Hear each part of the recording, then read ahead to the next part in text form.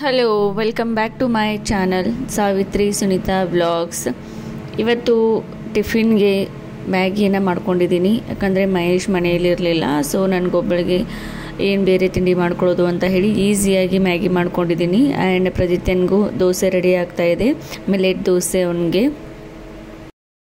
ಇಲ್ಲಿ ಆಯಿ ಮೊಮ್ಮಗ ಇಬ್ಬರು ಆಟ ಆಡತ್ತರು. ಆಯಿ ಮೊಮ್ಮಗಂಗೆ ಆಟ ಆಡ್ಸತ್ತಾಳೋ ಏನು ಮೊಮ್ಮಗನೇ ಆಯಿಗೆ ಆಟ ಆಡ್ಸತ್ತನೋ ಗೊತ್ತಾಗ್ಬತ್ತು.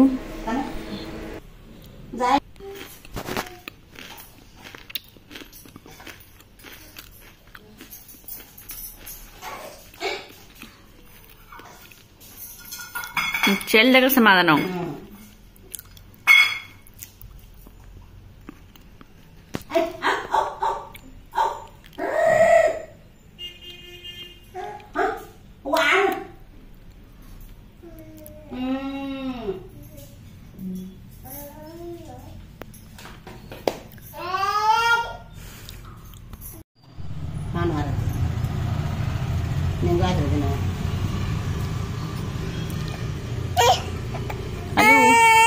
ಊರಾಗ ಮಾಡ್ತಿರ್ಬೇಕಲ್ಲ, ತಂದು ಕೊಡ್ತಾರೆ.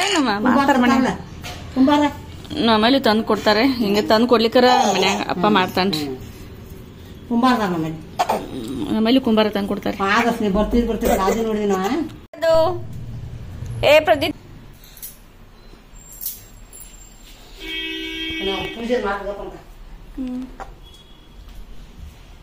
ಇವತ್ತು ಕಾರು ಹುಣ್ಣಿಮೆ ಇತ್ತು.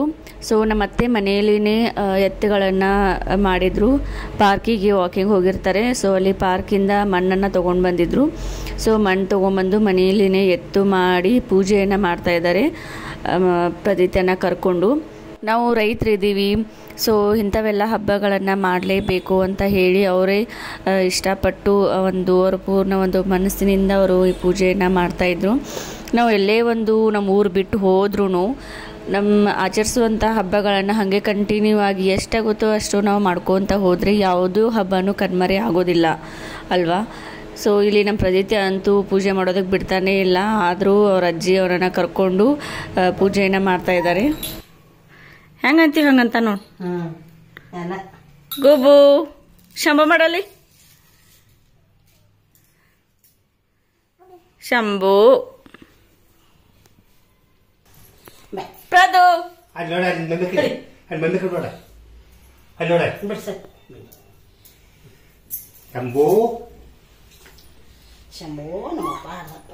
ದೊಡ್ಡ ರೈತ ಆಗ್ನಿ.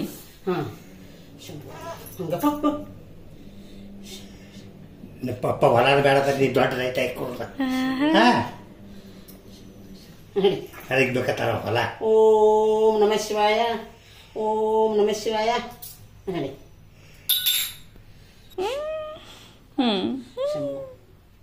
ಬರೀ ಭಯಾಗ ಶಂಭೋ ಶಂಭೋ ಶಂಭೋ. ಇಲ್ಲಿ ನೆಕ್ಸ್ಟ್ ಡೇದು ಹಾಗೆ ಕಂಟಿನ್ಯೂಯಸ್ ಬ್ಲಾಗನ್ನು ಇದ್ರ ಜೊತೆಗೇ ಹಾಕಿದ್ದೀನಿ.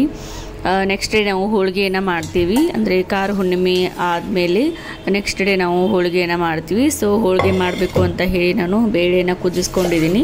ಆ್ಯಕ್ಚುಲಿ ನಾನು ಫಸ್ಟ್ ಟೈಮ್ ಗಂಡನ ಮನೆಗೆ ಬಂದ ಮೇಲೆ ಹೋಳಿಗೆಯನ್ನು ಮಾಡ್ತಾಯಿದ್ದೀನಿ.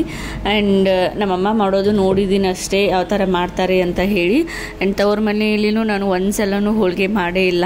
ನಮ್ಮ ಅಜ್ಜಿ ಬೈತಾಯಿದ್ರು, ನಮ್ಮ ಆಯಿ ಬೈತಾಯಿದ್ಲು ಯಾವಾಗ್ಲೂ, ಹೋಳಿಗೆ ಮಾಡೋದು ಕಲ್ಕೋರಿ ಗಂಡನ ಮನೇಲಿ ಹೋದ್ಮೇಲೆ ಹೆಂಗೆ ಮಾಡ್ತೀರಿ ಅಂತ ಹೇಳಿ. ಬಟ್ ಅಷ್ಟೊಂದು ಸೀರಿಯಸ್ ಆಗಿ ತೊಗೊಂಡಿರಲಿಲ್ಲ. ಬಟ್ ಇವಾಗ ಗಂಡನ ಮನೆಗೆ ಬಂದ ಮೇಲೆ ಹಾಗೆ ಹೋಳಿಗೆ ಮಾಡಬೇಕು ಅಂತ ಹೇಳಿ ನಾನೇ ಮಾಡ್ತಾಯಿದ್ದೀನಿ. ನಮ್ಮ ಅತ್ತೆ ಮಾಡ್ತೀನಿ ಅಂತ ಹೇಳಿದ್ರು, ನಾನೇ ಬೇಡ ನಾ ಮಾಡ್ತೀನಿ ರೀ ಅಂತ ಹೇಳಿ ನಾನೇ ಹೋಳಿಗೆ ಮಾಡೋದಕ್ಕೆ ಎಲ್ಲ ಪ್ರಿಪೇರ್ ಮಾಡ್ಕೊಳ್ತಾ ಇದ್ದೀನಿ. ಸೊ ಬೇಳೆಯನ್ನು ಕುದಿ ಹಾಕಿದ್ದೆ. ಸೊ ಕುದಿಸ್ಕೊಂಡಾದಮೇಲೆ ಸ್ವಲ್ಪ ಅದು ನೀರು ಬಂದಿರುತ್ತೆ, ಬೇಳೆ ಕಟ್ಟು ಬಂದಿರುತ್ತೆ. ಸೊ ಬೇಳೆ ಕಟ್ಟನ್ನು ತೆಗೆದಿಟ್ಕೊಂಡೆ ಸಾಂಬಾರು ಮಾಡೋದಕ್ಕೆ ಬೇಕಾಗುತ್ತೆ ಅಂತ ಹೇಳಿ. ಆ್ಯಂಡ್ ಇಲ್ಲಿ ಬೆಲ್ಲನ ಹಾಕಿ ಕುದಿಸ್ಕೊಳ್ತಾ ಇದ್ದೀನಿ. ಸೊ ಕುದಿಸ್ಕೊಂಡು ಅದಾದಮೇಲೆ ಹೂರ್ಣವನ್ನು ಮಾಡಿಕೊಂಡು ಹೋಳಿಗೆನ ಮಾಡೋದು. ಇಷ್ಟೇ. ಬರುತ್ತೆ ಇಲ್ಲೋ ಗೊತ್ತಿಲ್ಲ, ಬಟ್ ಟ್ರೈ ಮಾಡ್ತಾ ಇದ್ನಿ ಅವಾಗ ಬರ್ತಿತ್ತೋ ಇಲ್ಲೋ ಅಂತ ಹೇಳಿ. ಬಟ್ ಅಂತೂ ಬಂತು ಹೋಳಿಗೆ ಮಾಡೋದಕ್ಕೆ.